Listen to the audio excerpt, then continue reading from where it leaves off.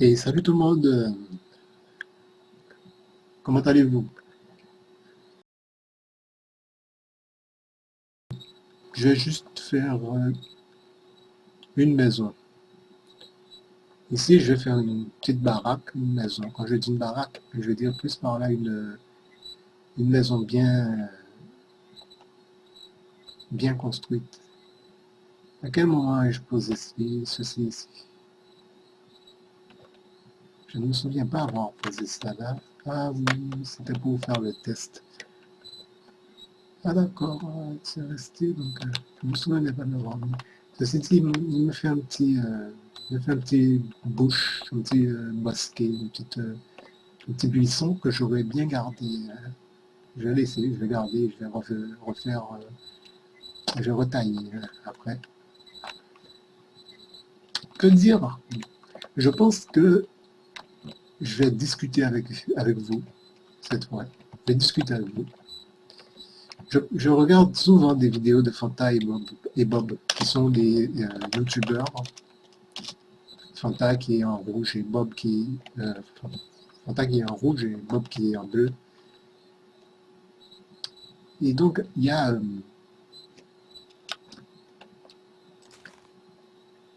non, hop, j'arrive pas à sélectionner. Il y a pas si longtemps, je regardais Crusoe, qui est une série filmée par eux et qui sont amateurs de jeux vidéo, et dans laquelle ils discutent un peu de tout. Et souvent, ils discutent un peu de divers jeux, quoi. Pas de divers jeux, de leur intérêt pour les jeux vidéo. Et moi, je trouve ils sont honnêtes. Et de même que moi, j'ai une attache. Je suis un grand fan de jeux vidéo. J'avais déjà, j'ai toujours pratiqué en fait. Non, c'est pas ça. Avec quoi j'ai des infos? Avec quel outil que je vais pour avoir l'info?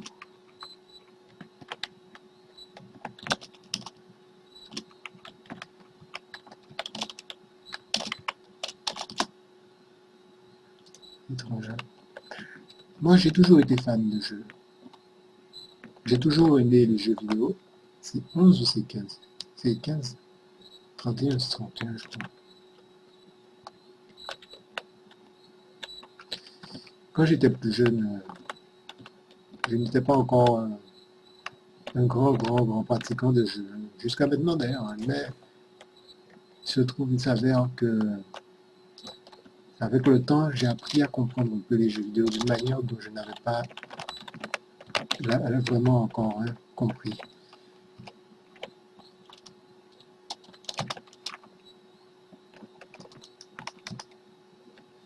Je n'étais pas encore un grand fan qui pratiquait qui jouait vraiment, mais j'ai appris à vraiment jouer, à savoir, j'ai vraiment appris à savoir distinguer les jeux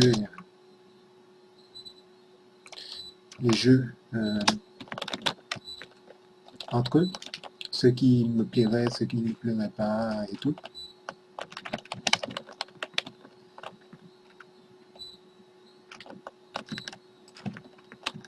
Et j'ai appris à comprendre un peu. Ceci dit, j'aime bien aussi leur niveau de maturité à ces deux-là. Ils sont capables de décoder. Ça bouge pas beaucoup, moi je smooth. J'ai mon bouton de là à très bas. Ici, carrément,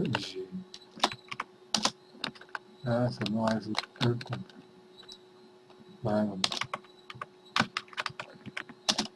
Ouais, c'est facile. La façon dont ils parlent, eux, ils parlent avec beaucoup de maturité. Ils savent se montrer raisonnables dans ce qu'ils font. Ce que j'apprécie en plus, c'est leur, c'est de leur discussion, la manière dont ils abordent leurs vidéos ou les thèmes dont ils discutent, qui sont visiblement des thèmes assez matures. Il faut reconnaître, ils sont assez matures dans leur approche des choses. En parlant de ça, justement, je vais vous aider à comprendre quelque chose qui font souvent. C'est la philosophie. Eux, ils ont comme... alors, j'ai mis de la terre, hein, mais au fur et à mesure, ça va se remplir. Ils ont comme thème de prédilection, en fait, hein, pas ce thème. Ils ont comme manière de parler, une manière assez philosophique, assez souvent. Ils essaient d'être conscients de ce qu'ils racontent, de faire preuve d'un peu de lucidité. Ils essaient de montrer qu'ils ont un avis et que leur avis est valable, en fait. Et je vais vous expliquer un peu ce qu'est la philo. Sans doute, ça va vous aider peut-être à mieux comprendre ce qu'on entend par philosophie, philosopher et tout. Là, la Terre est en train de se recouvrir. On voit bien que de temps en temps, il y a un petit morceau qui devient... qui prend des couleurs de terre, d'herbe en fait.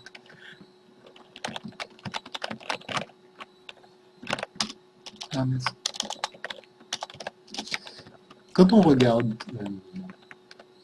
quand on regarde les gens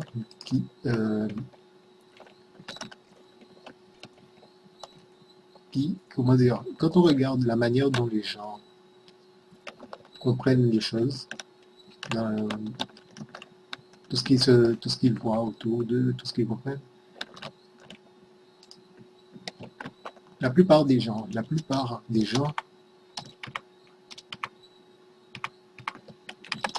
se prend de la manière la plus simple, c'est qu'ils regardent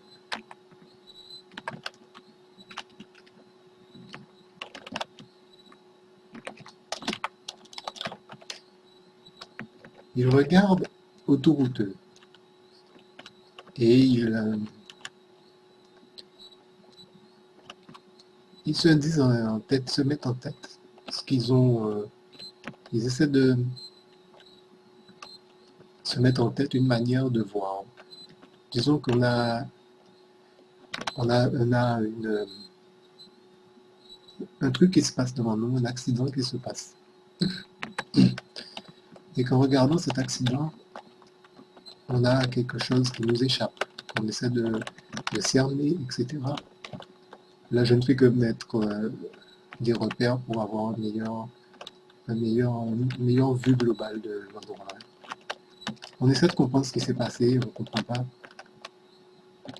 On a une représentation qu'on se fait une représentation. C'est comme quand un enfant regarde un peu quelque chose qu'il ne comprend pas. C'est un peu comme ça que les gens font. On regarde et on appréhende la chose. On appréhende. Et bien ça, c'est une méthode, une technique qui est celle de l'observation. Cependant, et de ça, on peut dire ce qu'on voit autour de nous. On peut mieux expliquer ce qu'on a autour de nous. Ceci dit, ce n'est pas forcément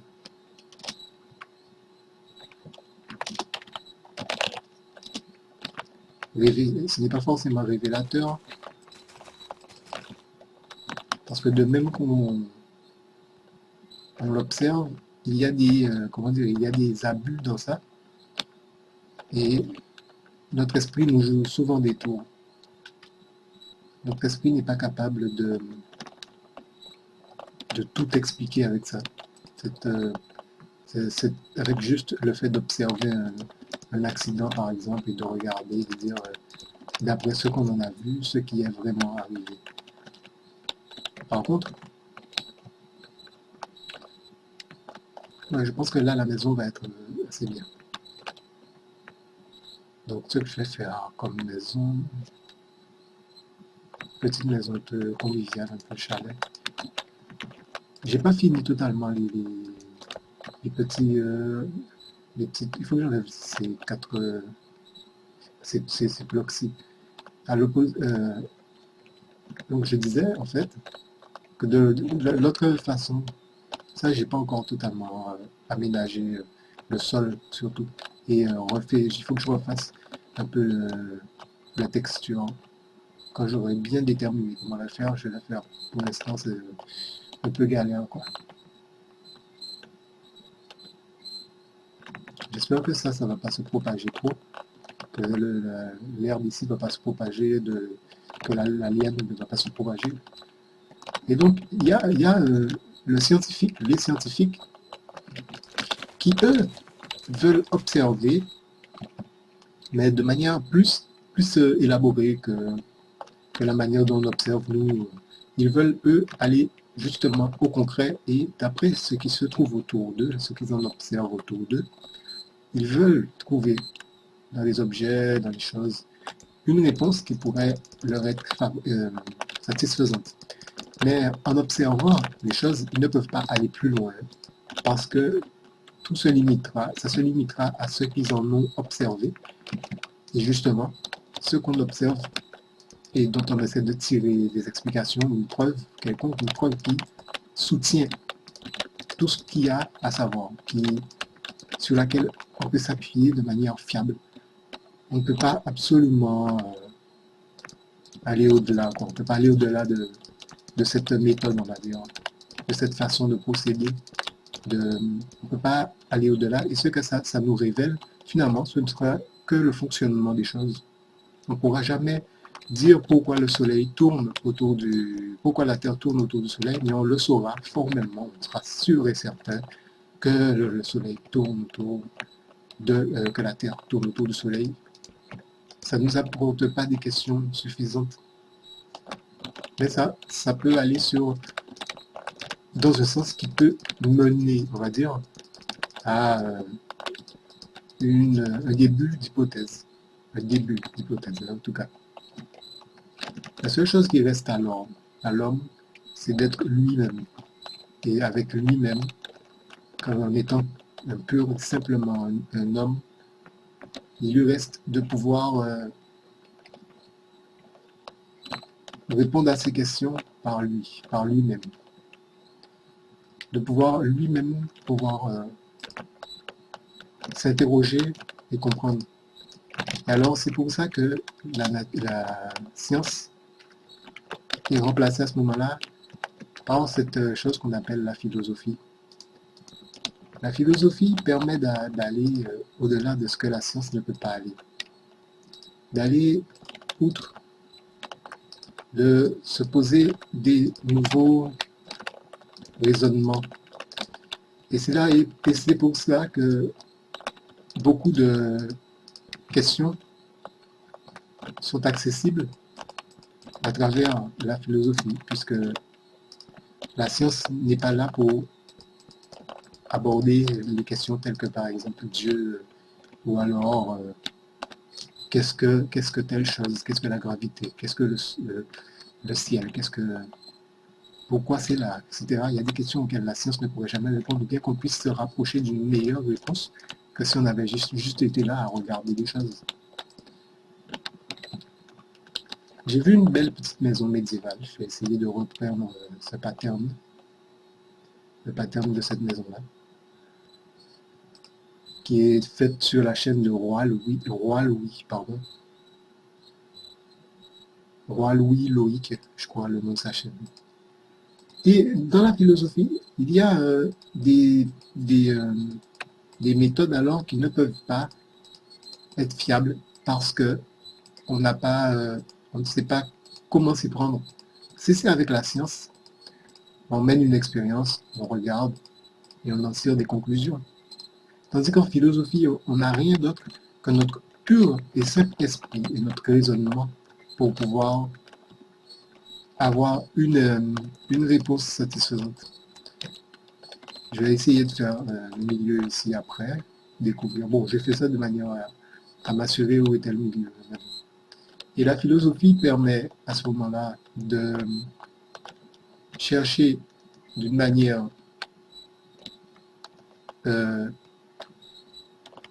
adaptée, de la manière la plus adaptée avec notre esprit, des réponses à ces questions. Avec la réflexion scientifique, on peut se dire que ça ressemble à ceci, ça ressemble à cela, mais rien ne vient, on dit, étayer on dit étayer, pour dire, ne vient donner raison à ce qu'on a dit. Aucune preuve ne vient étayer ce qu'on a dit. Si on dit par exemple que dans la nature, il existe différents types d'espèces et qu'on dit donc forcément la nature préfère la diversité. On n'a rien qui puisse le prouver formellement. Sur le plan de l'observation scientifique, il n'y a rien qui n'a permis de dire si c'est vraiment ça ou pas. Étant donné qu'en philosophie, là, on va pouvoir chercher, je crois que c'est le milieu à vue de l'œil, mais je ne suis pas sûr. On peut chercher, grâce à la philo, il avait fait des petites arches, à peu près ici, une réponse valable. Et il faut savoir comment argumenter à ce moment-là. Et la philosophie est là pour 3, 4, 1, 2, 3, 4, 1, 2, 3, 4, pour apporter une manière de raisonner. Mais la philo ne fait qu'être en pleine recherche aussi. Du coup, il y a beaucoup de temps qui est dans la philosophie, accordé à se demander comment vraiment, comment véritablement se poser ces bonnes questions, comment y répondre. Qu'est-ce qui est plus fiable comme raisonnement? Qu'est-ce qu'il y a de fiable comme raisonnement? Parmi tous les types de raisonnement qu'on peut avoir, qu'est-ce qui est le plus fiable? Et c'est ce que on a appelé peut-être en philo la méthode. C'est de chercher une méthode importante et de trouver une méthode qui permette de répondre à nos questionnements de la manière qu'il faut. Le second souci en réalité, c'est qu'il y a très peu de... On peut pas être affirmatif en philosophie, puisque tous les raisonnements peuvent se valoir. Tous les types de raisonnements sont susceptibles d'être acceptables par... Il y a bien des gens qui seront d'accord avec telle personne ou telle autre personne sans que pour autant il n'ait forcément dit la vérité, quoi. Et la philosophie, c'est un peu le chaos total le chaos total. Mais c'est une forme de chaos, en quelque sorte. On ne sait pas si l'on doit accorder à telle chose ou telle chose un peu de vérité ou pas.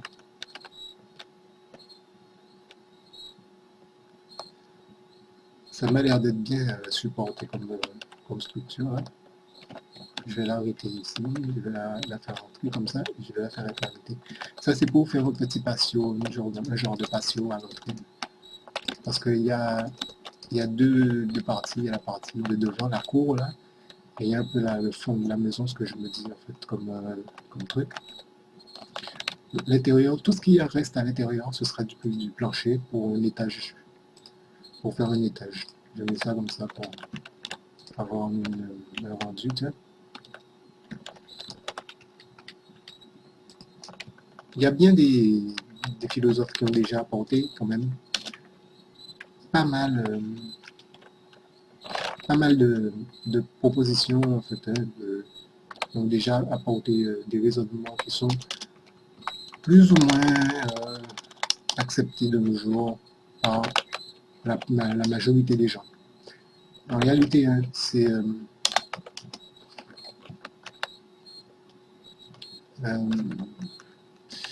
qu'est-ce que j'ai fait? Je suis allé dehors. J'aurais dû rester à l'intérieur et faire le reste ici, cette texture-là. Puisque la philosophie est une discipline qui a commencé il y a bien longtemps, il y a 2000 ans, peut-être 2000 ans.